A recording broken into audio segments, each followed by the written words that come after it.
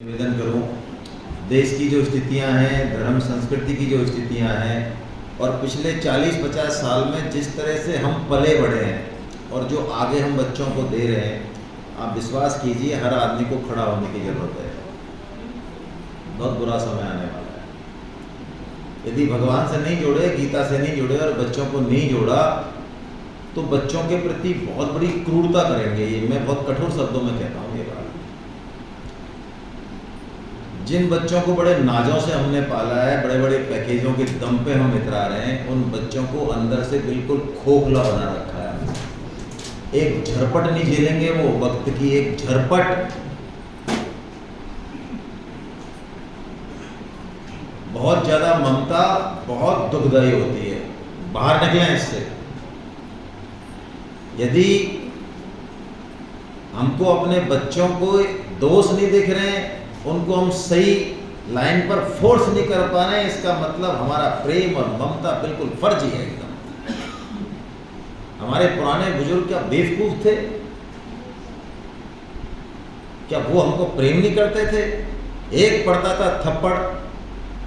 मैं कह रहा हूं मेरे अंकल हैं, हालांकि खुद का उदाहरण नहीं देना चाहिए पर मुझे यही याद आ रहा है, मेरे अंकल CMHO हैं पीलीभीत में।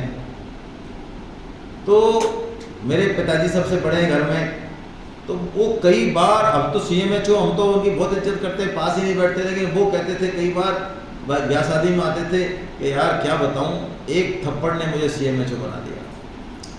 पिताजी ने एक थप्पड़ दिया कभी सरेआम, जो है कि उस थप्पड़ के बाद मेरी जिंदगी यू टर्न ले गई।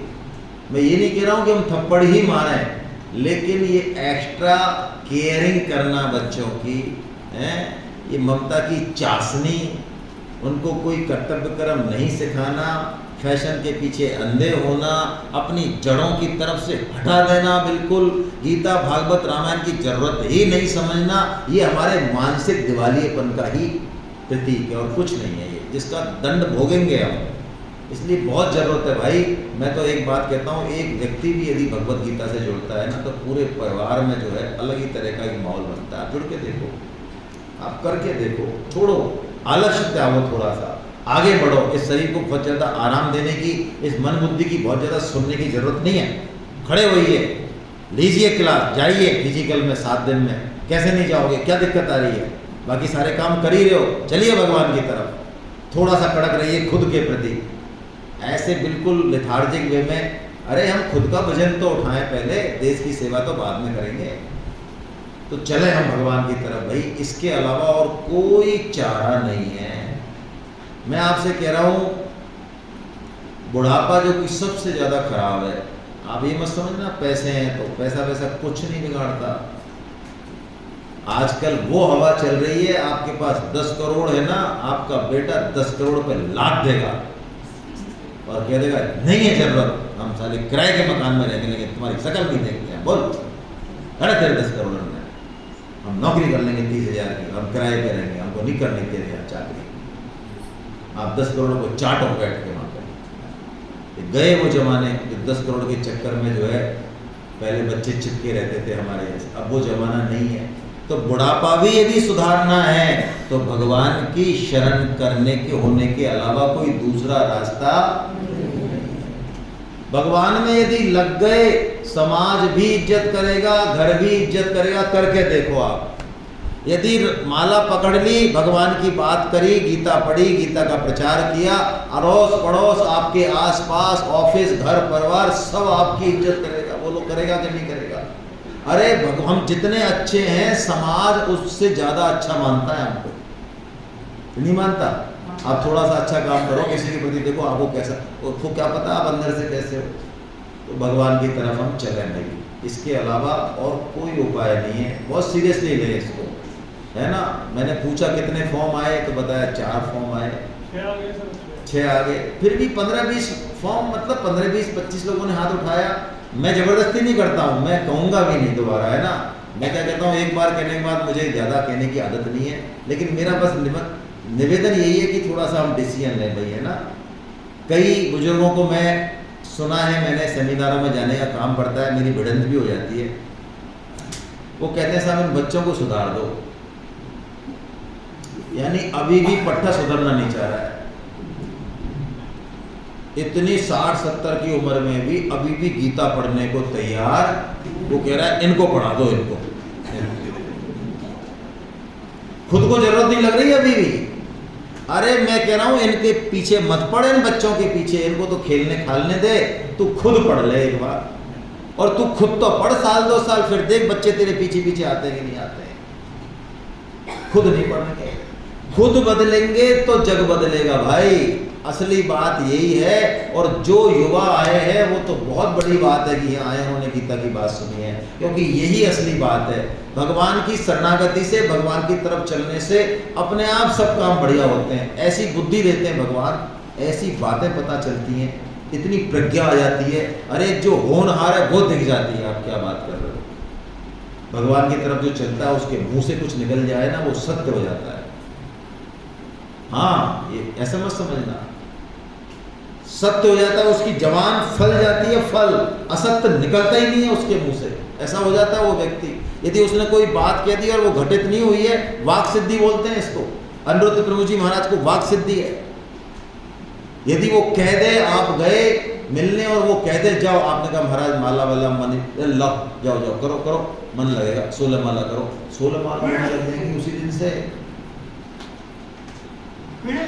ये वाक सिद्धि कितनी, तो ये कैसे आती है, ये सारी ताकत आती कहां से है? सोर्स कौन है? एक भगवान है सोर्स। जिसके अंदर भी कोई ताकत है, कोई अच्छी बात है, वो सोर्स कहां से आ रहा है? तो हम तो उसी की शरण लें। गुरु माध्यम ही तो है उस सोर्स की तरफ चलने का, और क्या है? कुछ नहीं है। तो भगवान से अर्जुन ने एक प्रश्न पूछा बड़ा अच्छा इस 14वें अध्याय के अंत में कि प्रभु ये जो आपने 3 गुणों का जो खेल बताया, स्वभाव का जो खेल बताया, ये मेरे ज़्यादा समझ में बात आई नहीं। स्वभाव को सुधारना बहुत कठिन है, बहुत कठिन है महाराज। कोई सरल सा उपाय बता दो ना आप। ये आपने बहुत कठिन कठिन उपाय बताए, तो भगवान अब सरल उपाय बता रहे हैं। इससे हमारा जीवन सुधर जाएगा, स्वभाव सुधर जाएगा, सब कुछ सुधर जाएगा। आइए इस श्लोक को पढ़ते हैं, ये अंतिम श्लोक है इस अध्याय का, है ना। माम चयो व्यभिचारेण भक्ति योगेन सेवते सगुणान् समतीत्येतान् ब्रह्म भूयाय कल्पते। भगवान ने कहा 3 गुणों से पार जाने का, यानी स्वभाव को शुद्ध करने का क्या तरीका है? भगवान ने कहा जो मनुष्य अव्यभिचारिणी भक्ति योग के द्वारा मेरा सेवन करता है, वो 3 गुणों का अतिक्रमण और मेरे को प्राप्त हो जाता है, ब्रह्म प्राप्ति। वाह क्या बढ़िया सॉल्यूशन है। भक्ति करनी है मतलब, लेकिन भक्ति में भगवान ने एक विशेषण जोड़ दिया। क्या जोड़ दिया? अव्यभिचारिणी भक्ति। व्यभिचार का मतलब क्या है? किसी भी स्त्री का या पुरुष का एक से अधिक संबंध है तो वो क्या कहलाता है? व्यभिचार। सिंपल है। और यदि एक से है तो अव्यभिचार है।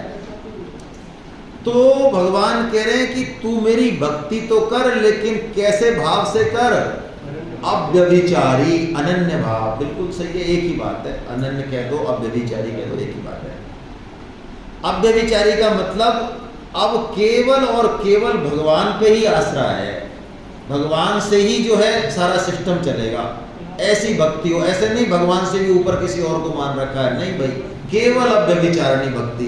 तो संसार में फिर अव्यभिचारिणी भक्ति कैसे मेंटेन करें भाई?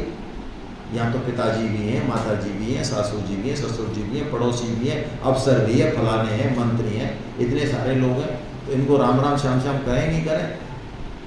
तो स्वामी जी ने कहा, पतिव्रता स्त्री का उदाहरण दिया स्वामी जी ने कि पतिव्रता स्त्री का जो संबंध होता है, जो संबंध का जो मूल होता है, जो जड़ होती है, जड़ वो किसके साथ होती है?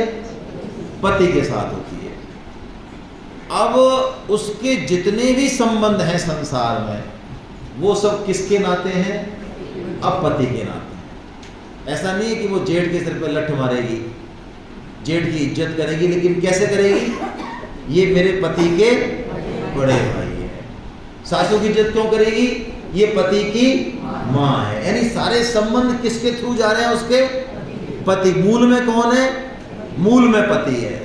तो ऐसे ही इस संसार में हमारे मूल में एक भगवान हो, बस उन्हीं का ये परिवार है, उन्हीं के सारे रिश्ते हैं, उन्हीं की ताकत है, सारे रिश्ते उनसे हैं। पति जो गीता का साधक है वो पति पत्नी का इंडिपेंडेंट रिश्ता मानता ही नहीं, है ही नहीं, वास्तव में मानेगा कैसे? पत्नी भी भगवान की और मैं भी, इसीलिए हमारे बीच में संबंध है। भाई भाई किसे कहते हैं? जो एक ही माँ के पेट से निकले वही तो भाई है। तो ये सब कौन है? ये भी भगवान के सब बच्चे हैं और मैं भी भगवान का अंश हूं, तो मेरा संबंध हो गया इनसे, बस उसका ये रिलेशन रहता है। ऐसे रिलेशन से वो व्यवहार तो सबसे अलग अलग कर सकता है, लेकिन उसकी भक्ति हमेशा अव्यभिचारिणी रहेगी। ये तरीका भगवान ने गुणातीत होने का जो है बताया अर्जुन को, कि इससे अर्जुन तू सतो रजो तम में व्यवहार तो करेगा। सतो रजो तमो ये तीनों गुण जरूरी हैं हमारे लिए, ध्यान रखें, इनसे एलर्जी नहीं करनी है, लेकिन इनमें फंसना नहीं है। जैसे तमोगुण से नींद आती है, तो नींद जरूरी है या नहीं? मान लो 2 दिन नींद नहीं आया तो डॉक्टर सबसे पहले कह रहे इसको सुलाओ भैया, कुछ दे दबा के ठोको इसके खोपड़ी वोपड़ी में, नींद आ जाए इसके बढ़िया। और काम करना है, मान लो दौड़ दौड़ के घर का, समाज का, यहाँ पे भी, तो क्या चाहिए? रजोगुण चाहिए, तो हो गया ना। और चीज़ों को समझना है, जरा थोड़ा विश्राम करना है, देखना है जरा अपनी तरफ, कुछ अंतर यात्रा करनी है, विवेक को जागृत करना है, कौन है भाई, क्या है, तो क्या चाहिए? ये जीवन रूपी गाड़ी को चलाने के लिए तीनों गुण चाहिए, जैसे कि एक्सीलेटर भी चाहिए, ब्रेक भी चाहिए और क्लच भी चाहिए। क्लच है सतोगुण, ब्रेक है तमोगुण और एक्सीलेटर है रजोगुण। तीनों का अच्छे से यदि बैलेंस किया तो गाड़ी बहुत अच्छे से चलेगी। तीनों का सदुपयोग करना है, तीनों को अपना नहीं मानना है। भगवान ने ये बात कही। हरे कृष्णा हरे कृष्णा। अब आपके मन कितना समय हो गया? 5:15 हो गए। 5 मिनट तो ले सकते हैं, और किसी के मन में कोई प्रश्न हो तो कर लें, नहीं तो